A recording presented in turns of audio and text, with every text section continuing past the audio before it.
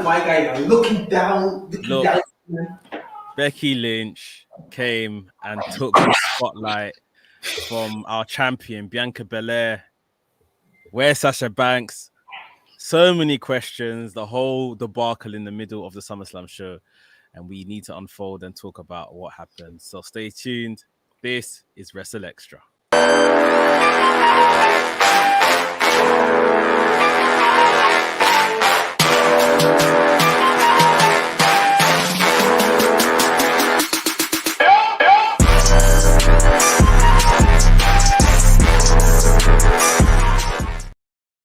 Yo,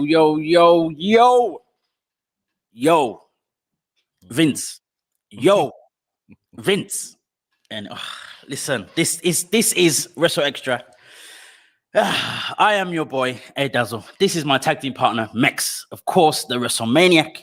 You are watching live on WrestleManiac UK YouTube channel, and of course, listening on AffinityExtra.com. I don't even know where to go, bro. I don't even know where to go. Okay, let's just start with the obvious. Let's just start with the debacle that was SummerSlam and that moment. I know Mex has probably talked about this moment 20 times already. So I guess this is my time. I was waiting for today. This is the only place where this conversation matters. So yes, I've mentioned it elsewhere before, but if it ain't happening here and you're not watching here or listening here, then that's down to you. But we have to really break this one down. Let's go. Shout out to everyone that is listening and watching, especially watching live. NK's already jumped in the comments, mate. NK says nothing has changed in WWE. The whole representation thing was a coincidence rather than a genuine effort to me. Pretty much like a trend, like you and me were saying. Just 2 weeks ago, we were saying, is it a trend? What is going on? Man, so for those who have not seen, for those who can handle reliving the moment again, what happened was okay, let's go a little bit back, not just Saturday night. Let's go a little bit back, because we were told, or we saw rumors.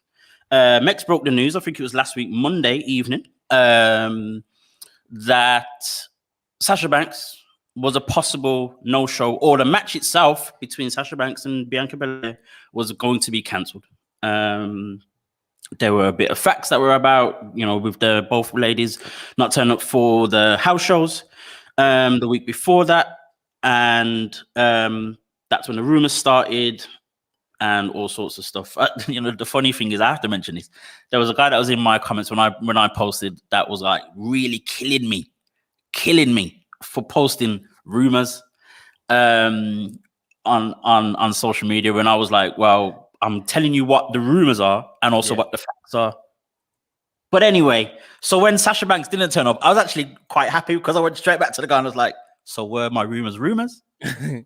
Anyway, exactly. Going back to the story. So as we saw, Sasha Banks did not turn up, even though they were promoting it on SmackDown, promoting it on the pre-show of SummerSlam. Played the vignette before Bianca Belair walked out. All of that, everything for the build-up and whatnot. Of course, Sasha didn't turn up. Carmella comes out. Everyone's upset because we don't want to see Carmella versus Bianca Belair 25, and Carmella loses for the 25th time to Bianca Belair. But then, whoa, I don't even know. I'm singing her song. Becky Lynch comes out, and I just knew, right? It's curtains for Bianca Belair.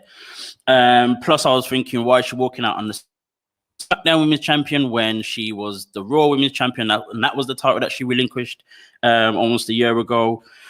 What's going on? So she comes out, everyone gets excited, including Bianca Belair, because she's just happy to see, the man, and competitive niceness, and the same thing that Mex has been complaining about when it comes to Sasha Banks' Bianca Belair's character in general, her just being too nice and too, glad to be here. Same thing happened. Becky Lynch challenges Bianca Belair. Bianca Belair being happy to be here, accepts in that fashion. And then ding, ding, ding, butt punch to the face, rock bottom, which is called what? The manhandle slam. Correct. Where did that come from? Why did Michael Cole know exactly what it was called, even though we've never seen it before? I've never seen it before, but some people I've spoke to have said that it's been used before. She has used it before, Okay. so. But I've never. Yeah, it was my first time of hearing it. Okay. Fair enough. And then, yep, I think it was less than 25 seconds later, we have a new SmackDown Women's Champion with a bemused, shocked, and bewildered Bianca Belair going back, not knowing what the hell's going on. And Twitter, I returned to Twitter. I returned to Twitter at a moment like this. What was I thinking? With CM Punk's return, with Becky Lynch's return, I thought, okay, let Dazzle return to Twitter. No, I shouldn't have done it because the comments were wild. Things were rife. Mex, I need you to help me to understand this first by telling me how you felt about the whole thing.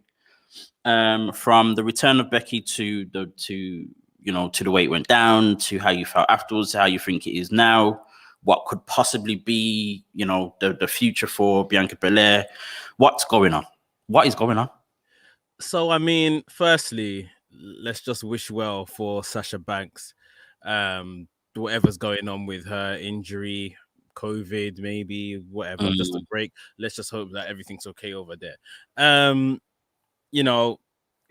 Advertising a match that isn't gonna happen is never cool, especially for those that are buying tickets, and especially when you're still advertising it knowing it's not gonna happen. They sold a lot of tickets at this house show that we talked about earlier for Bianca Belair versus Sasha Banks for the Women's Championship on 2 nights. Never happened on either night. Went ahead saying it was happening at SummerSlam. Never happened. Fine, cool, whatever. It was just a bit mad. Carmella comes out. They send Carmella out. And I even think that this put Carmella in a sticky situation. She got the heel heat. She's a heel, fair enough. But it's one of them ones where people were still very disappointed that we wanted Sasha versus Bianca. Becky comes out. And like yourself, that was it. I knew Becky is about to become champion. Okay, right. Let's see how this is going to go down. Never thought I would have seen what we saw. The fact they sent Carmella out, why didn't this just become a triple threat match? Why couldn't Carmella have just taken the fall and then Bianca could still do the exact same job of chasing down Becky and chasing down her title? Very true. Carmella, you actually put the foil for this match into the match and then got her taken out so you could pin the person you have been building for the past year. The person that you gave your Royal Rumble win to, the first African American woman to win the Royal Rumble. You gave that to her. Cool. You gave to her as well WrestleMania main event, albeit night 1. If anyone wants to get into the particulars of it, but another big accolade you gave her. You've given her a semi-decent run in a hard time in the company as SmackDown Women's Champion. She's beaten your big stars, your Sasha Banks, your Bailey. Yep. You're putting her in front of media. You're putting her into the mainstream. She's crossing over. She's becoming a liked person, not only in this industry, but in pop culture. And it is still very early days. I don't want to kind of overgas it, but like, not at all. But you can see she's making her way. I have never seen a WrestleMania main eventer, and that's what I'm gonna call her, be squashed in that fashion within the year that they're champion, whilst they're champion. The only one, bro. the obvious I was here. Yeah, he was of course, Kofi. That's true. But he did a main event. I mean, he was just in the middle of the card, so it's different. Yeah, but like, I was here watching the match with the Wrestlings boys. Shout out Wrestlings. And I literally blinked, and Becky was holding the belt, and I was screaming frantically when we were watching it together, what happened? Did Becky cheat? Like, how did we get here so quickly? Like, what happened? And they said, no, she punched her, she rock bottomed her, and she's the champion. Bianca didn't really sell it. She wasn't injured. It was more surprise factor. Like, I just cannot understand. And we always complain about the lack of stars. Here they are building a star, and they've literally just, you know, okay, let's just give them a moment. Maybe this is counter CM Punk stuff from the night before. Let's just give them a moment, send out Becky, make her champion. We can figure out on Friday how we're going to write the rest of it. It's right. Like I said, that we all knew the minute Becky walks out, she's probably winning. Give us a match. Why did Shinsuke Nakamura come out to do a dance? Why did Xavier Woods come out with a water gun? What was that? Deduct this rubbish. Give us at least a 10-minute match to justify it. I mean, you're talking of now that Becky Lynch is a heel. Yeah, that's the direction you're gonna go. So they could have done a 10-minute match or something, a little dodgy ending where Becky cheats to beat her. Right. If we can understand these things, but what you're doing, bro, I need to drink. I need a drink. Take over. Bro, I hope it's something strong as well, because and you can pass it to me afterwards as well, because I will never ever understand the purpose of your top face being squashed. I can understand if that was the Miz Bobby Lashley, fine. Even when Sheamus did it to Daniel Bryan, fine, because both of them heels at the time, all the rest of it, very cocky, smarmy, all the rest of it got done over. Nice. It works because of the person it was happening to, or the character of the person it's happening to. For it to be, as you've already explained very clearly, the person who won the Royal Rumble, the person who won the biggest match on night one of WrestleMania, and arguably the most important match in wrestling history, especially for us, to then have her beat, she's beaten Sasha Banks clean. She's beaten Bayley, I think, at least 3 times clean, defended her championship at, in Hell in a Cell, in all of these different matches. Then you just let it go. Right. So as soon as Becky Lynch music came, I knew, okay, it was curtains. We just knew. That was bad enough for me. By the time I actually tweeted, I'm not happy with this, Bianca's gonna lose. By the time I pressed the blue button, bro, send the blue button, I don't think it even loaded. Becky Lynch was holding that blue championship. Yeah, man. I don't understand. Like, you know what? And I didn't even think, a great take that you said about it being a triple threat match, with Carmella being the one to take the fall. Fine, no problem. It would have then given Bianca legit reason to come back for it, or still, doesn't make her look any weaker, all that kind of stuff. It gives Becky that heel heat that they want to go forward with. That's fine. Even with the way they've done it and them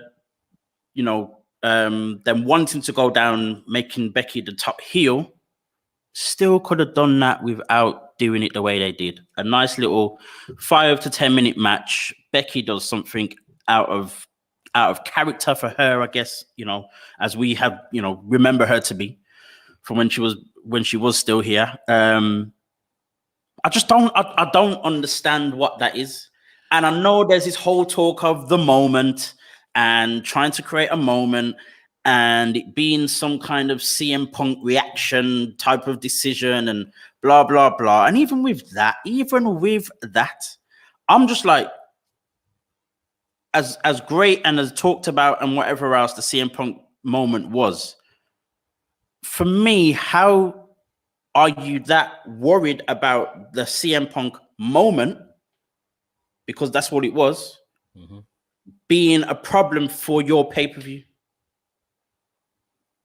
And they've said to us, I think it was this morning, if not last night, that SummerSlam was the biggest watched or whatever else attended, blah blah blah, in SummerSlam history.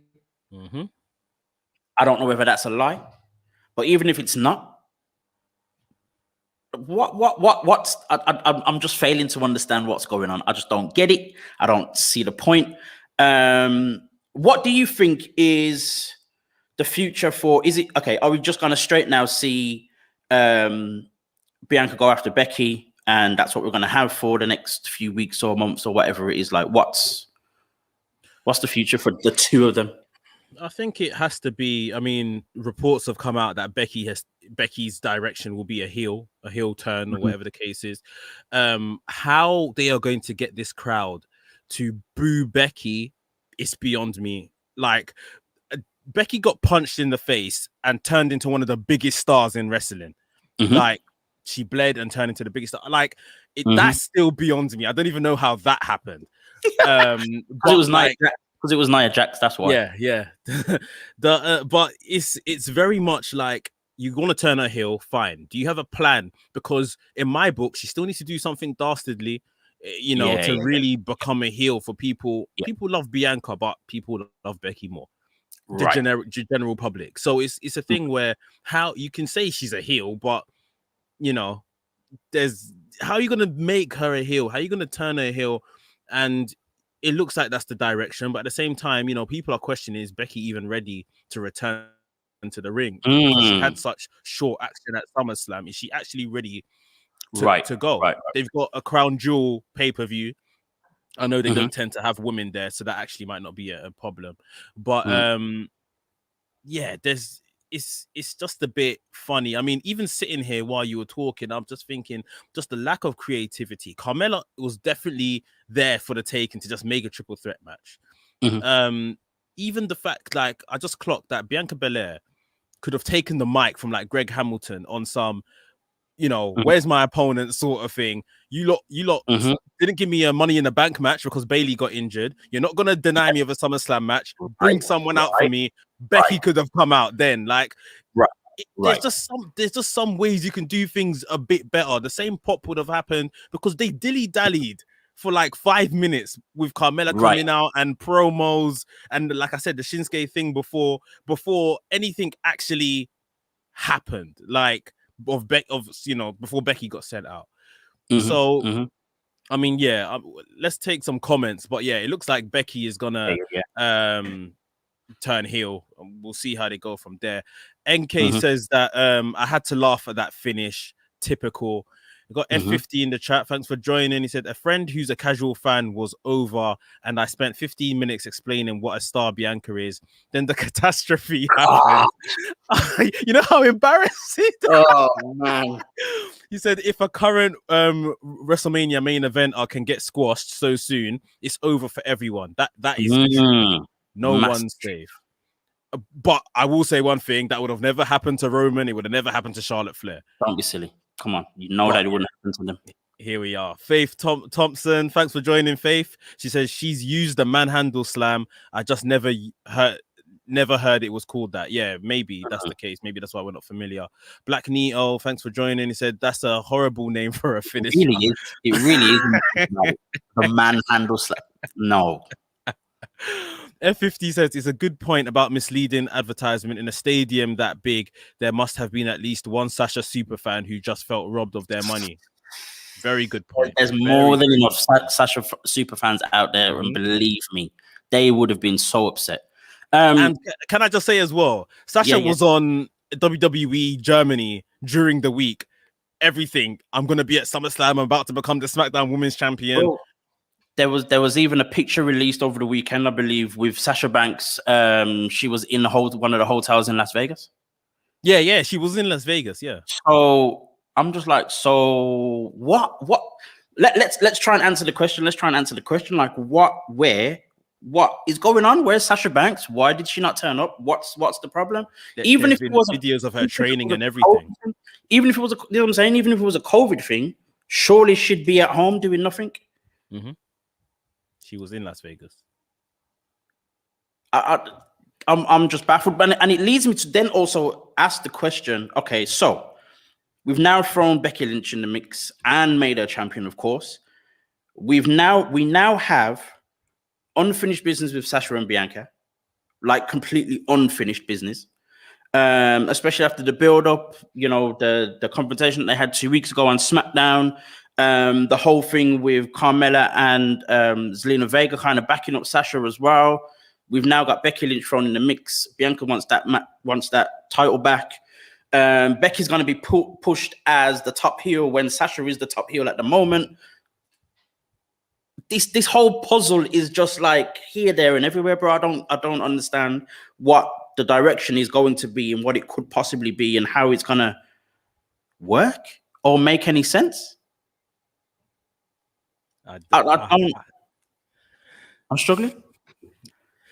To make light of this conversation right now, I think it was last night, another wrestling news page or something like that tweeted out Bianca Belair versus Becky Lynch full match. The link. Full match. My bro, I nearly lost it. My blood was boiling. Bianca Belair versus Becky Lynch. Full match. YouTube link. Wow. I said full match. Are you taking the mic? Wow. Oh, I'm going to report that video. Literally, get it taken off YouTube about full match. Are you pulling my leg? Wow. Here's a question. And obviously, with my page being what it is, with the reactions that we've seen, and to actually kind of put this into a little bit more context as well. Obviously, we've seen some reactions from different people on Twitter and stuff. And the most talked about reaction, I guess, is Nikki Bella's reaction. She was asked in an interview what her favorite SummerSlam moment was. And she was like, didn't have one. The one thing I hated the most was what happened to her. She pointed at Bianca Belair, who was across the way from her. I think they were at the SummerSlam after party. And she was just like, I don't understand why that happened. Don't like it at all. It's taken away. She's basically saying it took away from the whole event. What SummerSlam could and should be and all the rest of it. Again, we've seen all reactions from, other black fans and all the rest of it. Are we right to say that this is borderline, the whole misrepresentation, racism, they don't care about us? Is it that, or is it something else? I mean, just to start, go back with the Nikki stuff. I saw the venom in everything she said, and it seemed very genuine. Sure. I slept on it and looked at it the next day, and I thought, is she setting up a crown jewel match here with Becky? Right. They'll have probably one women's match on the cards. I think, is this going to be it? I don't know. I don't want to be cynical, but yeah, she was right in everything she said anyway. With the representation side of things, man, like, it's very hard because I think, the current black stars in WWE are clearly doing a phenomenal job. Like they're all either very much involved, even from the R-Truths and the Reggies to, at the top of their division right now. They're doing a great job. It's just the way that, and I think this is not just black people, it's just everyone, apart from maybe Roman and Charlotte, seems so dispensable. Like we can literally throw you away tomorrow. Like I said at the top of this conversation, they've built Bianca so pretty well for so long, for an extended period of time, and for this to happen is just a joke. And I saw NK said it in the chat as well. Let me just see. Here, this is Kofi Kingston all over again. History repeats itself. When it's time to get these titles off them, and it always seems to be the top titles, it's at the expense of these marquee guys. Right. Just give them a match. I just don't understand. Give them an actual match. If they're gonna lose the match, then they lose the match. But it's the embarrassing nature, and maybe this is where the conversation might come to, Is it you don't mind embarrassing these Right. set of Right. people or these guys Right. or something, Right. and guys and girls? Like it's just a bit weird how now it's happened with Becky, now it's happened with with Bianca, now it's happened with Kofi as well in the past. Yeah, it's just a bit of a mess in the terms of how it's happening. It's the fact that with both of them, it literally is history repeating itself, because with both of them, the way they won their titles and what it meant for them to win their titles was history making. History making. So you're kind of like, right, this is history making for us. It wasn't just first champion in whatever, or it wasn't just the first blah, blah, blah. It was first black. The black is in there, and that's what makes the history. Yeah. First black female, first black African, first black blah, blah, blah, whatever it is. So for that to happen a second time, after you saw the reaction to what happened to Kofi, why do it again?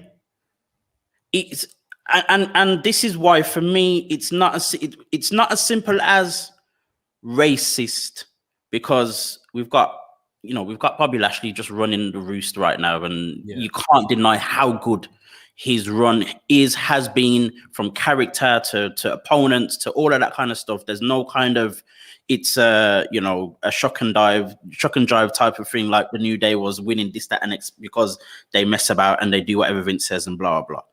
Bobby Lashley is representing Bobby Lashley. Let's be very real about that. Yeah. Big E is where Big E is. Reggie and R-Truth, as much as it's comedic, it's still very much credible in what they're doing and how they're being portrayed as well. But at the same time, my thing is, and I don't know whether this is just as bad or a little less, bad. I'm trying to find a better word, but surely it's a thing of where no one's thinking about, right, if we do this, these people are going to be upset, or it's going to look like this, or they're not thinking about that. They're not thinking about that. And that for me in itself is like, wow, like, why is that? And it's not simply down to numbers, because, Jason Jordan is top creative, or, in there. There's Devon Dudley, who's still very much a part of the show and all that kind of stuff. And MVP's had the influence he's had over the last year or so and whatnot.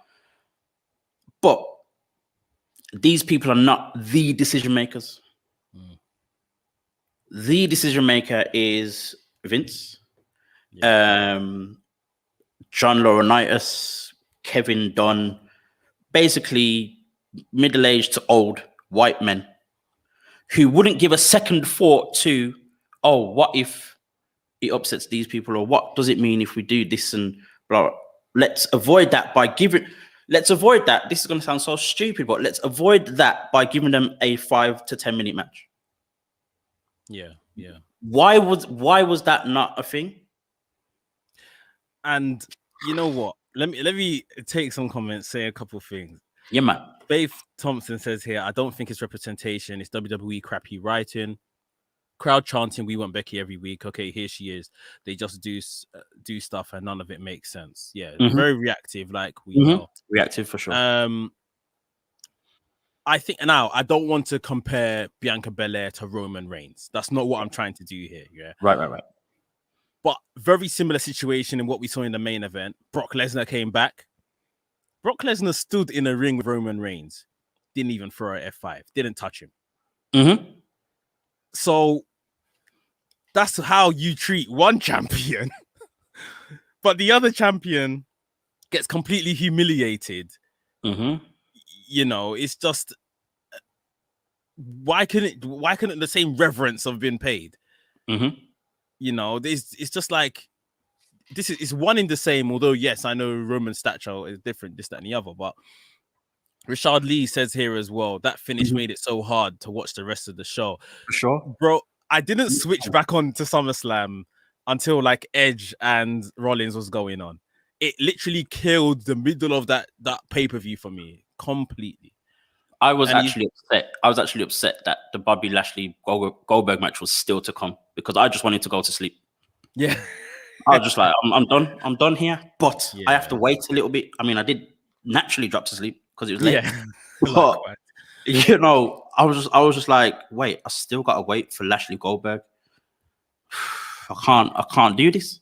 Yeah. Rashad Lee says WWE is trying to get black people to watch from doing the Rolling Loud show and picking Cardi as the theme, basically for Bianca and Sasha, and then they do this mess.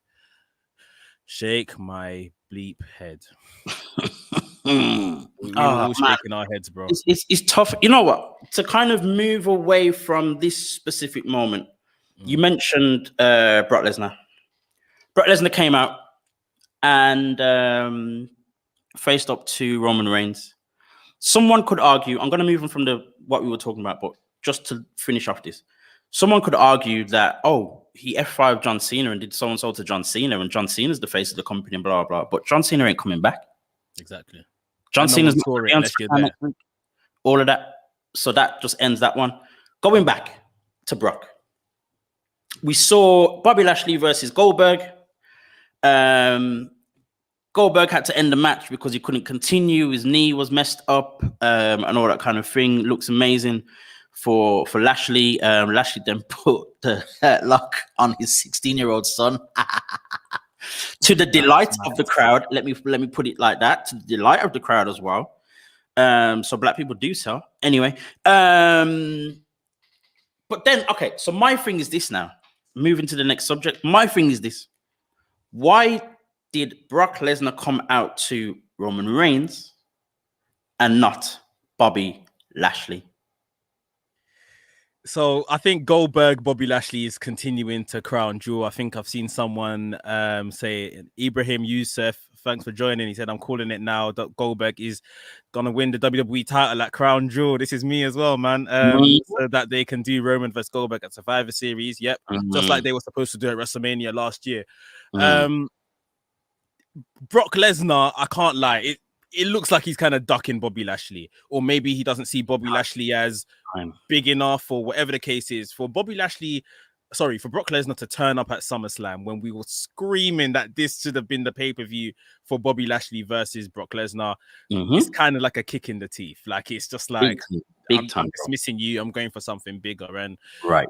Maybe that's WWE's decision. Maybe that's Brock Lesnar's decision. Who knows? But it's just it looks like we're not going to get Brock Lesnar versus Bobby Lashley. Listen, let's be very real. It's Brock Lesnar that makes Brock Lesnar decisions, not WWE. So for me, it would be very surprising if this was a WWE decision, if that makes sense. So it may have been, it may have been their choice. They would rather have Brock Lesnar come out to Roman, but at the same time, for me, one, it was supposed to be, and it was talked about for how long? It was supposed to be and expected to be, should I say, Bobby Lashley versus Brock Lesnar at SummerSlam.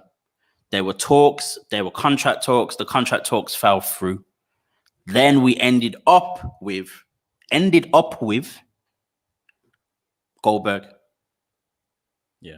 So, as you say, for then Lesnar to turn up at SummerSlam after these contract talks supposedly fell through, and it was expected for it to be Lashley Lesnar, it's clear, it's plain and simple, clear down the line. Bobby Lashley said it before. I'm sure I've seen MVP say it before, that Lesnar has avoided Lashley this whole time. Even in MMA, they never went at it in MMA, and it was called out. It was teased. It was, it was asked for, never happened.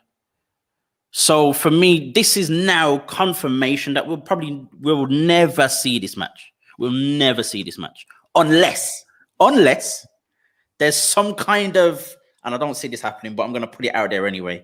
There's some kind of thing that happens where Lesnar beats Roman before Survivor Series. Lashley hangs onto his title, and we get Lesnar Lashley at Survivor Series. Yeah. I doubt it's happening though, because I'm not seeing Roman losing, as much as he can still win it back and then be the champion at Mania to face The Rock or whoever it's going to be. So are you? you're seeing all the stuff Baron Corbin's doing on social media around his character, right? Have you seen that kind of the skits and stuff? Now, and I know Bobby Lashley is a lot more of a serious character, and there's still ways, in my opinion, that it can be done. This is where Bobby Lashley and MVP need to get on their social media game, because if they can effectively, what we call in the ends, draw out Brock Lesnar, right, keep mocking him online and all of that, you know, oh, Brock Lesnar turned up in WWE, but he's still ducking me. That kind of stuff, like completely draw him out on social media, make interesting skits that will go viral and stuff like that. That might be something that forces Lesnar's hand. It may be something that forces the company, like, okay, look, people are looking forward to Lashley Lesnar. This could be big money. Maybe let's do something. Because right now, like you're saying, it looks like Lesnar's maybe not interested in this match, but there could be ways for us to get there. Lincoln, big up Lincoln in the chat. He says the Lesnar versus Reigns writes itself. Roman's the guy now compared to the last Roman versus Lesnar match. Heyman jumped on the Bloodline bandwagon, and now everything's coming full circle. Huge test for Roman. NK goes on to say, let's be honest, they view Bobby Lashley as their secondary champion. They would rather revisit Roman versus Brock than entertain Brock versus Bobby, because Roman is the bigger draw. And that's clear and obvious. That's exactly what's happening. And I'm saying, for me, that is the problem. So as much as we know it to be, as much as we, you know, I guess now expect it and not overly surprised by it. Going back to what you just said before reading the comments, like, it's obvious that the fans have wanted Bobby versus Brock for how long? For them to be oblivious to that, there's no way they're oblivious. There's no way they're oblivious to that. And I believe they'd actually tried to make it happen. But again, Brock, for whatever reason, has decided not to do it. Someone asked me, someone questioned me in my DMs a few days ago and was like, oh, you know, do we really want to see Bobby versus Brock? And how is that going to play out as a storyline and blah, blah, blah. It's there, as you just said. You know, if MVP and Bobby Lashley are in the ring and are always saying that, you know, Brock has been trying to duck Bobby Lashley all this time and he's scared of him and blah, blah, blah. Then Brock comes out, maybe shows some level of fear or you know, tries to look as if he's not. But there's a moment where you see, oh my gosh, you might actually be scared of him. From there, you can build something very easily. And it's true, going back to Brock and Roman, it's true, it kind of does right itself, but it's not a test for Roman. It's a test for Paul Heyman. I think it's a Paul Heyman story. You're correct, but there is a level of test for this new Roman. Yeah, Roman has always struggled historically with Brock in his previous character. This new Roman looks indestructible, so I guess it's somewhat of a test. NK says here, plus if Lashley faces Brock, I can't lie, it will not end well for Bobby booking wise. I just don't see Vince and them investing in Lashley to that degree. Beating Brock will be very high in their eyes. I completely agree, and I'm not even as far as thinking of who's going to win that match. No, yeah. I think the match just needs to happen. It seems as if this match has been promised to Bobby Lashley on his return to the company. And yeah, even if it's a very good build, Brock gets the initial win and people react well to it, and there may be legs down the line at the next couple big pay-per-view of you know, Lashley versus Bobby again. Then yeah, maybe he's win back somewhere in the line. But I think the first thing is, let's just get the match. Yeah, exactly. I'm not overly fussed about how it ends. If Bobby comes out on top, that's not even a thing for me. To be very real, when it comes to wrestling in general, it's never really about who wins. It's more so about people being able to put on have a good story and a great match. If whoever wins makes sense to the story and the match, and then probably what follows, it doesn't actually matter who wins. So for me, this isn't about, you know, Brock versus Bobby. Bobby comes out on top and he continues to be the almighty. Even if Brock was to win, fair enough. Lashley's had an amazing run. He's beaten this person, that person on paper. It's great. Even with how it's all happened, he's had decent storylines. He's looked great. Very few have been, you know, where he's cheated to the point where you're like, okay, right, he's trying to avoid this, that, and it. He's won in very decent fashion. As much as it was MVP that hit Goldberg with the cane on at SummerSlam, Yeah. Bobby still had to put the work in. Yeah. To let us believe that he, destroyed Goldberg. So I'm just like, I'm still wanting to find the answer to this $1 million question. Why is Brock avoiding Bobby? Why are we not seeing it? Why is it not going to happen?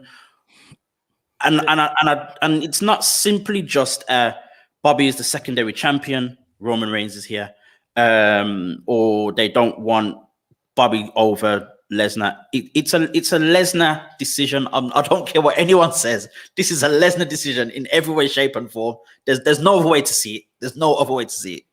And I think the answer is simply because Bobby's not blockbuster. He's not a name. We know Lesnar's attitude, bro. So it's like, okay, if I must come out of my house and collect this massive check to even face Roman Reigns, fine, I'll do it. Right. Is the check like enough? Like Bobby Lashley, like, oh yeah, it might not interest him. Unfortunately, it may not interest him. And I can't even remember. Did Brock have like, obviously, and I'm talking years ago when this guy was kind of hot. Did Brock have like a singles match with Strowman? Who has Brock had a singles match with in the last years at a top pay-per-view that isn't top caliber? Right. Like a Bobby Lashley, with all due respect, he's holding, the prestigious, the lineage title in WWE. But like it's been said in the chat, like we've been saying, they're not treating him like that top champion. So if you're Lesnar with Lesnar attitude, it doesn't look like I don't need this. Like, like I don't really need this. Come on. Yeah, I don't know. I mean, there's truth to say it, but there's truth in what you're saying. We've got to be very real about that. There's very much truth in what you're saying about Bobby not necessarily being the top guy, but at the same time, he's beaten the man that was the top guy, and beat him at the biggest pay-per-view of the year in Drew McIntyre. He's now beaten Goldberg, even though Brock was really supposed to be instead of Goldberg. So I guess we can put that to one side. He's had a great run, unstoppable guy, blah, blah, blah. Brock comes back, takes that from him for a time. I'm not Brock Lesnar. I don't have that kind of big money attitude, I guess. I don't know what big money looks like. So maybe you're not Lesnar. I thought I saw a little ponytail there. Oh, hair wet. Ponytails down here. I don't know. But yeah, it just baffles me, bro. It just baffles me to think why we have not had this and why we've not built to this and whatever else. But again, I think it's just straight confirmation it's not gonna happen. It's not gonna happen in our lifetime. We're not gonna see it. And it's supposed to be, this is, for me, when it comes down to on paper, in terms of their physique, what they're capable of, how they are, what type of wrestlers they are, their styles, their demeanor, everything, they are so perfectly matched. It's ridiculous. But I guess I'm the only person that sees that, and I'm not the man who makes booking decisions in WWE. So forget it. It's a shame. It's as simple as that. It's as simple as that. Moving on again to more things. Well, let's stay with WWE. And so we are here on the show on Tuesday, and tonight we will see 2 matches on NXT. That I'm going to ask this question first of the matches. So Takeover 36 happened. It was decent. I saw, some of half of it and some highlights and all the rest of it. It was good in what it was. Very Caucasian, I guess is the way to put it. Why were these 2 matches? So the 2 matches I'm talking about is Hit Row versus Legado del Fantasma, 6-man tag match, and the NXT Breakout Tournament final between Odyssey Jones and Carmelo Hayes. Why were neither of these 2 matches on that Takeover card? and it gives us something to get excited about for NXT, the show itself. Fine, but I still ask the question: why would neither of these two matches, possibly both, not on that NXT Takeover card? So with the 6-man tag situation, I think it could have made a good opener. It could have been a fun opener to the show. However, Takeover is very much a streamlined show. It always has been. Hopefully, always will be if it continues. It's just the championship matches. It's just the big blow-off feuds. So if it wasn't the actual North American Championship that was going to be on the line, then yeah, there was no space for it. And to be honest, I'm not particularly mad that this one wasn't on the card. We're going to see it on tonight. It's going to be on the show tonight. Yep. Maybe your main event, who knows? But I do think the breakout tournament final should have been on the Takeover card. It was a final. You are trying to show us who the next major stars in the company are going to be. So I definitely think, although we've been more or less introduced to Carmelo Hayes and, Odyssey right now, but I've made, unless it's for name value, they wanted to leave it off. Maybe they just wanted to give it its own complete spot on the NXT card itself. But yeah, if there's any match of the two to actually make it onto Takeover, it should have been that one. But I don't know what their reasons are. Even with this whole, new direction of NXT, we really just need to go and see what they're conjuring up here, because yeah, NXT tonight may be completely different to everything else as we've ever known it. My thing is this: you mentioned in terms of Takeover being streamlined and it being championship matches and big feuds.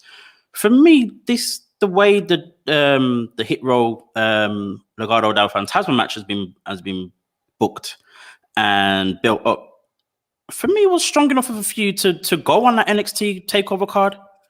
As much as there's no real kind of substance to the reason why they're feuding, it's simply just, okay, we're a better group than you kind of thing, and it's not necessarily Swerve and Santos going for the North American Championship. That's not really the focus. There's no real substantial focus in it, but at the same time, it's been going on for weeks and weeks, and it's had a lot of TV time and the little bus stops and all that kind of stuff, and the brawl outside and blah blah. It was enough, as you said, as an opener as well. A very exciting 6-man, people flying here, there, and everywhere, especially with Legado del Fantasma doing their thing, and Swerve and Adonis, and then Top Dollar with his Big South still flying around the ring as well. Like, it could have worked. It could have worked. It definitely could have. I think it's one of them ones where, if this was like a War Games and they had an extra man each, you could have put these guys all into a cell and they make the pay-per-view. They make Takeover. Right. But I think outside of that, maybe the heat just quite isn't there right now to take it to a Takeover level. And yeah, this is like you just described, it's a very good TV feud. Everything has been bang, bang, bang, literally one after another. It kind of reminds me of, the kind of stuff Undisputed Era used to get themselves entangled in with other groups backstage and stuff like that. It's been very well booked. And yeah, maybe it just hasn't reached fever pitch to be on a pay-per-view. But like I said, if this was something like War Games, they had a man extra each on their team, this could easily be a War Games match. Yeah. It's just one of them ones, I think. I get you. I guess I'm playing a little bit devil's advocate in that in some of the things that I'm saying as well. But at the same time, sometimes, as you said, sometimes we have to have feuds that are for TV. Yeah. And maybe isn't, as you said, big enough. Both guys may not be big enough stars. Both leaders, Santos Escobar and Swerve, may not be big enough necessarily for it to be on Takeover, or for the feud actually to be bigger. Because after this match, then what? Maybe the next person. Maybe we will get a focus. Ready. Yeah, that's true actually, and maybe we may get a more focused thing between Santos and Swerve now for the NXT North American Championship, which I'm hoping that's the case, because it kind of feels a little empty because that's not the focus. Whereas it's about like that's the whole reason why you're fighting in the first place for about, right? You know what killed me on the Takeover show? So they done a promo. The Legado del Fantasma done a promo about meeting and having this match, basically building up the match on tonight. And he was basically what's at the center of the story right now is culture, how they both insulted each other's culture. Obviously, Swerve threw the mask known for the lucha heritage into the fire, into the dumpster, and Santos Escobar took Swerve's grill, and that's what they're calling culture. Right. And I thought this is very mad. I get what they're trying to do, but if you're you're equating a grill to culture, I said, forget about it. Yeah. Just more very, very obvious disconnect. Our culture to the guys that run the companies. It's crazy. It's crazy. I want to move again. Actually, no. Before I move again, actually, let me go back to the breakout tournament match. What do you think? What is your prediction for the match? I'm going to give you mine first of all. Go on. Who I want to win is Carmelo Hayes. That's without a doubt. It kind of just makes sense. I've been a fan of his for however long before he even reached WWE, before he even had any kind of tryout or anything or whatever it was. But again, given how they've booked him so far, him coming out to Adam Cole, him coming out to Kushida, having great matches with both guys, getting to the final. He is the final boss, as he puts it. It just makes sense. But given this new direction for NXT, it's Odyssey Jones all day. He's the big guy, he's 6 foot whatever it is, he's 400 whatever pounds, blah, blah, blah, all the rest of it. He moves quite well for a big guy as well. It's Odyssey Jones. It's and I mean, either way, we don't, I know more of Carmelo Hayes than Odyssey Jones, but I don't think we know, especially on the WWE level, we don't know enough about either guy yet, character-wise. Right. It's a bit irrelevant to me. Whoever wins, it's very true. Let's just build them and maybe they can have, the kind of Kevin Owens, Sami Zayn effect where they come together, butt heads, wrestle, go apart, go their separate ways, come back together down the line, have that kind of heat amongst each other. But yeah, Carmelo Hayes is clearly like the star in this final. So some may argue, does he need to win? Maybe they'll go behind Odyssey and push him a bit more. But with this whole new direction and no one knowing what NXT is going to look like in the next couple of weeks, months, who knows? I mean, going back to what you said about, does Carmelo really have to win as the star already, or the bigger star, or the more well-known one, blah, blah, blah. I guess it's very similar. Very, very similar. It brings it back to the first ever NXT UK tournament, the United Kingdom tournament, when it was Pete Dunne versus Tyler Bate in the final. Everything about the tournament was about Pete Dunne, to his backstage stuff, to attacking someone as they were standing doing the little promo stuff and blah, blah, blah, to Triple H talking to him, to William Regal having a shout at him and all the rest of it. When it came to him in the final against this 19-year-old Tyler Bate, boom, Tyler Bate won. The underdog won. And you can see now where Pete Dunne is and where Tyler Bate is. So very true. Very, very true. So does Carmelo Hayes have to win? I still say yes. Not just bias, but at the same time, no. I understand one thing that plays into it. Rashad Lees has actually reminded me. He says, "Doesn't the winner get a title shot?" Which yes. Again, Odyssey Jones versus Samoa Joe looks like it could be quite interesting. Big man after big man. Yeah. I mean, they're going to go for the top title. I don't think anyone wins and will necessarily pick at the mid card. I think they would, though. Maybe. Carmelo Hayes versus Swerve could be an excellent match. That would be amazing, bro. Yeah. So even going back to Kushida as the Cruiserweight champion, that would still be... That makes sense, because it would still feel legit enough for him to win a tournament, because it's not King of the Ring. It's not at that level. It's not necessarily. It's not even a mid-card tournament. This is still a lower level tournament. This is a breakout star. So even if he went for the Cruiserweight Championship, it would still be like, it would still make sense. So yeah, good point. Odyssey Jones versus any of those three, yeah, he's inexperienced. For me, it's only the inexperience of him. His size and whatever else is great. The way he moves, amazing, blah, blah. But simply because he's inexperienced, that's the only main reason why I don't get excited about Odyssey Jones versus any current NXT champion. Whereas Carmelo Hayes, just it works for any. But again, we'll see tonight, and whoever wins, we win. To be fair, whoever wins, we win. So we're nice. We're nice. Moving on, going very quickly. We've got a few minutes to go, and we saw another. Some have called it a squash match. Some have called it a squash match. In terms of how long it lasted, yes, it was a squash match. But in terms of what it was, for me, it kind of makes a lot more sense than what the Bianca Becky Lynch match ended up being. Yeah, 100. So I'm talking about Jade Cargill versus Kiera Hogan on AEW Rampage on Friday. To give you a little bit of a story to it, we saw Kiera Hogan is a former Impact wrestler. She was 2-time Impact tag team champion with Tasha Steelz. Jade Cargill, of course, is like, the rising star of the women's division in AEW. Unbeaten, just absolutely phenomenal in her look, in her progress, in everything that she's been doing so far. Both ladies had at least 2 matches before that match on Friday.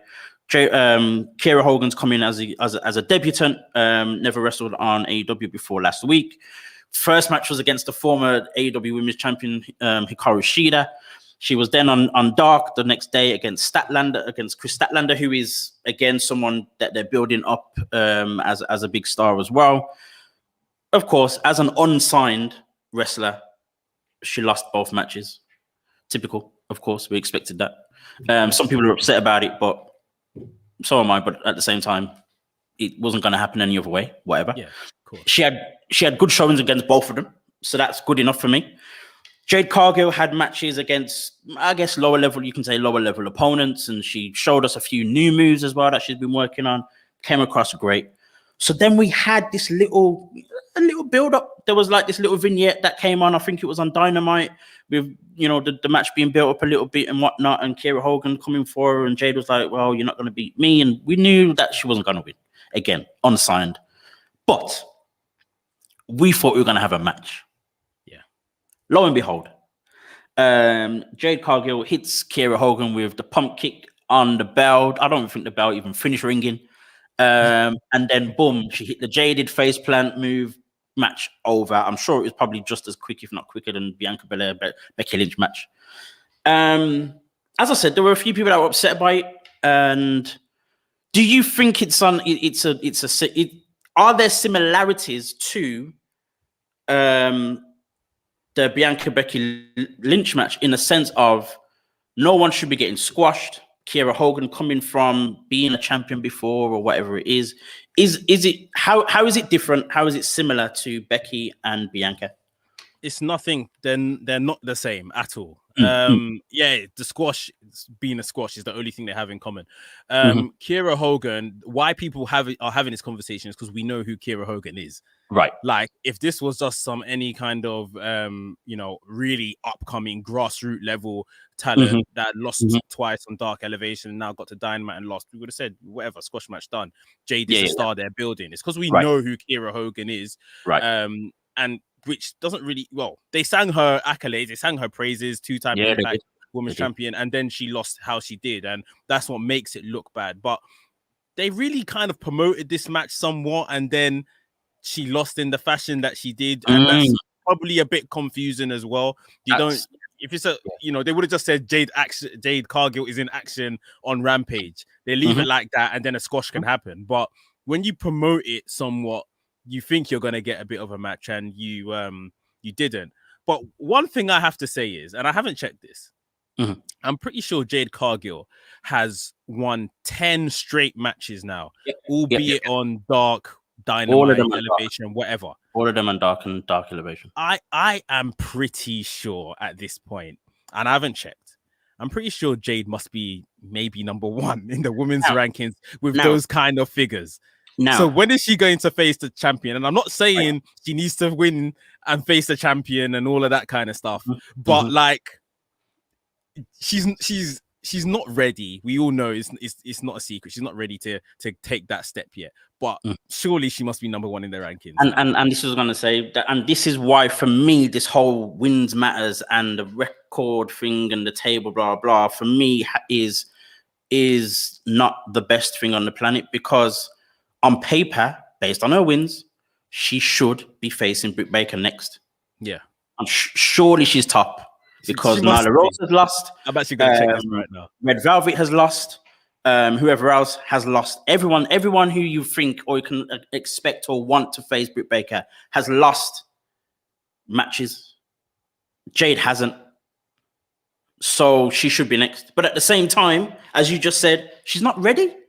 Yeah. So I wouldn't even actually want her to face Britt Baker anytime soon. Not for now. Build it a little bit more. Give her more formidable opponents to beat. Have a feud with Nyla Rose maybe, or go back to Red Velvet and have that go on for a few weeks. Then maybe tease something with Britt Baker or start the talk with Britt Baker. But so quickly, just for the record, I've just searched it. She's not ranked. She's still not ranked. She's not top 5. Statlander is first, 14-0. Then we've got Thunder Rosa and Tay Conti that have got over 20 wins, but they've got some losses, so I guess that knocks them down. Hikaru Shida, 12 wins, 1 loss. Penelope Ford, 11 wins, 2 losses. So I would assume that Jade will then be 6th. Jade is probably underneath there. Okay, fair enough. At least that kind of makes sense of it. But at the same time, it's still kind of like, right, what's next? Yeah. So again, as I said, there has to now be some kind of feud with either whether it be Shida, whether it be Statlander, Thunder Rosa, any could be any of those that are in that top 5 actually, for Jade to come up against and have some level of feud. But going back to the match itself and how it played out and why it played out the way it did, for me, it made complete sense because, again, as we said, Kiera Hogan isn't signed. 2, she's coming from a different, another company that you can argue is lower than, AEW or whatever it is. She's not a bona fide star in the same way, I guess, Thunder Rosa came in as NWA champion. Yeah. Maybe very different. And at the end of the day, they are trying to, at least they're building Jade. It's not this is a bona fide star in the same way Becky came in and destroyed Bianca Belair, who was running things for however long. So yeah, it's a very different thing. But at the same time, one thing I need to say is when the whole thing with Becky and Bianca happened, a lot of people were doing the whole, WWE again, this is why I watch AEW. And then that happens. Tumbleweeds, bro. Because I'm just what difference is there on AEW for you to say that if the basis of your comment was based on representation, black people, black females, or whatever else? But here we are. Yeah, just quickly on that. Let's just put it out there. Bianca Belair is completely still loved and rated by WWE. It was just they sacrificed her for a moment. And Kiera Hogan, just well done, because they clearly rate her. She went from Dark Elevation and to Rampage in literally like 2 weeks. So even though she's losing, they know they've got something there. Maybe the contract's not too far away. So again, they clearly rate her. Just, it didn't work out for her this time. I mean, all of her matches actually happened in a week. So, for me, I'm just I'm just like, for me, right, this should mean that they're realistically looking at her as someone that they want to sign. And as I said, based on the level of opponents that she's had as well, that's a good thing. We all know she wasn't going to win, so let's not even use that as part of any argument, really. Anyway, with that said, we've gone so much overtime, it's ridiculous. But this is what we do when we talk, and we've got enough things to actually talk about. It's amazing. Stacked show. Stacked indeed, folks. This has been WrstlXtra. You have been watching on the WrestleManiac UK YouTube channel. Of course, you can follow Mex on Instagram, WrestleManiac.uk, and Twitter, WrestleManiac UK. You can follow me on Instagram as well, Black Wrestling Alliance. And you know what, folks? Because everyone's doing this whole return thing, I thought, you know what, I'm going to return. I made a return to Twitter. How long I'm going to be there, I don't know. It might be a Brock Lesnar thing. I might be there for a little bit and then disappear again. But I am on Black Wrestling A on Twitter. Follow me as well, please. Folks, you have also been listening on affinityextra.com. And the show manager is going to kill me for going 5 minutes over my time. But I don't care. I'm cutting that part out. Anyway, folks, we gotta go. See you later, mate. Take care, people.